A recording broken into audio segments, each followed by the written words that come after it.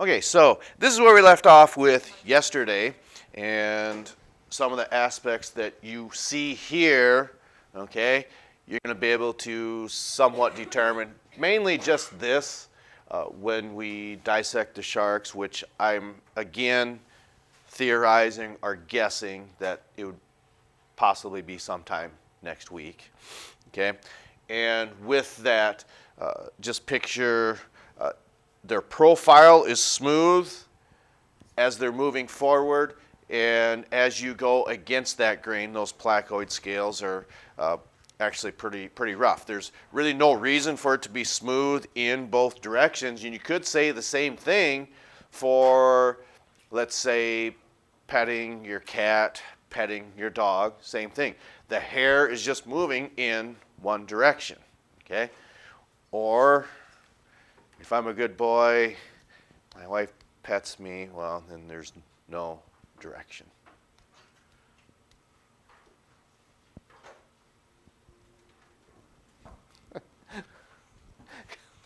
I thought that was funny.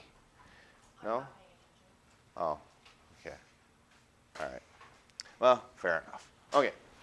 Moving forward then.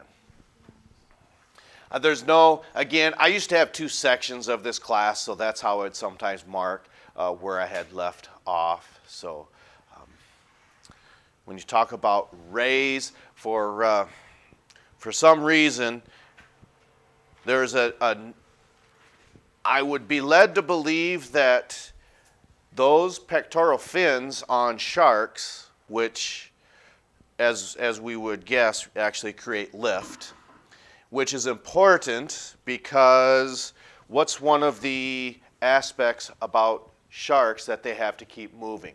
Why do sharks have to keep swimming forward?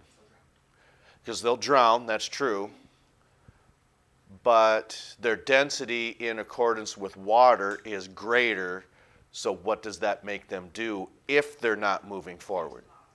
Yeah, they're going to sink. And like what you had said, they won't get any oxygen either.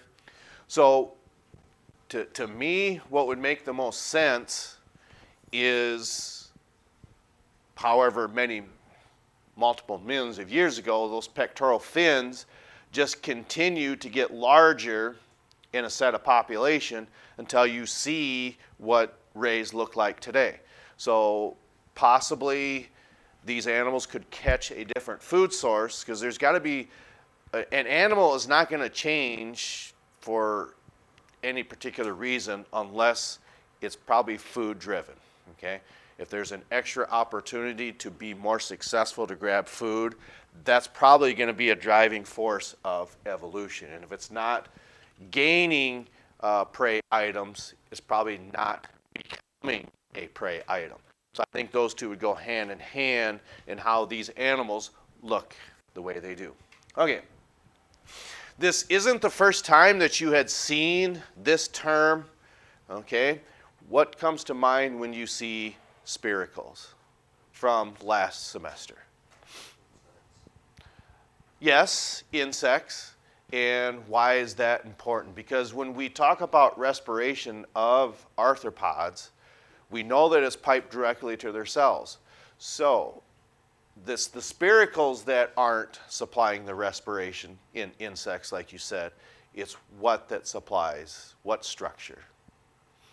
Maybe. The spiracles are the external openings. They're actually going into these structures. And actually humans have this as well. What is this called? It's not a windpipe. Yeah, trachea. So it's going into tracheal tubes. So again, this is no surprise then that that's dealing with respiration. Okay. I don't think there's a whole lot of information on rays. Okay. And we just want to focus in on the respiration for here, and then we'll finish with this food gathering tomorrow and wrap up the rays.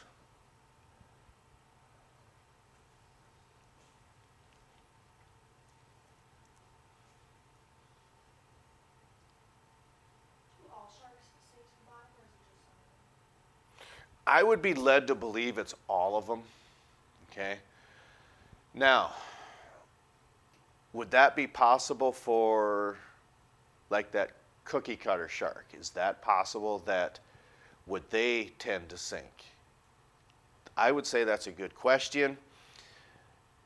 Maybe their density is not always fixed. Maybe it just gets to be a certain size that maybe is not successful for those animals. And the reason I say that is, and I've sometimes, if you're looking at different videos on social media, it's a type of humane, if you want to call it a mousetrap of some sort. And it's just over, let's say, a 2-gallon pail or a 3-gallon pail to get mice, okay? So you put a flap on the top, and you have to have a pivot point, okay?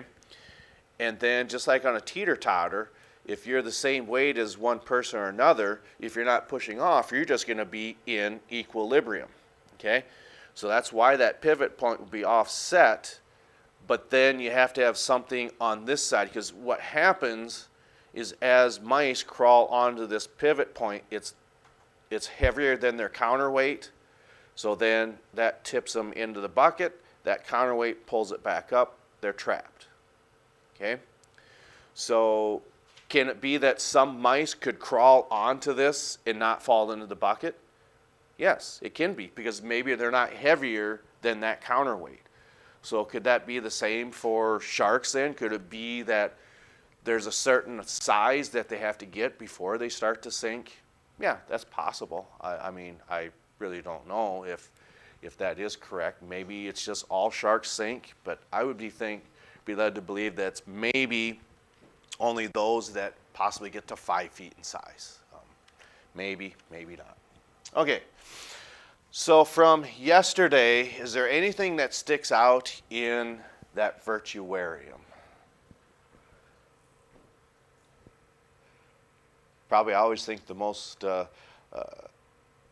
great aspect of that is how it starts with the megalodon, of course. I mean, just trying to picture a tooth in an animal that's, you know, looking at the size of your billfold there, or your bigger than your cell phones, is pretty much the size of the dentin or whatever composition that tooth is. That's actually larger than of those materials on your desk. Okay, so we will continue with that. We are at, looks like 12 minutes. So I will get that ready and we will continue. We'll wrap up the rays tomorrow, and then, of course, tomorrow's Friday already.